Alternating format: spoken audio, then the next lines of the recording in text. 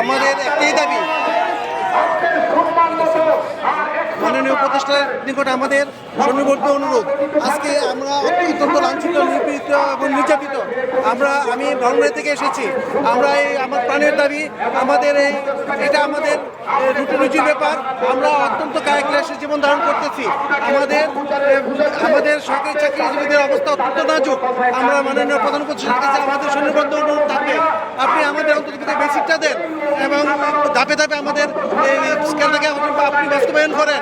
আপনি আজকে আমাদের অনেক নেতাকর্মী আহত হয়েছে এবং আমাদের নেতাকর্মীরা গ্রেপ্তার হয়েছে।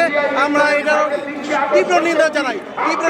আসলে আমরা সরকারি কর্মচারীরা, আমরা তো আজকে এই অবস্থায় আসার কথা না, এবং আমরা তো আজকে এই মিছিল করা, এই মানববন্ধন করা, এই করা আমাদের কথা না।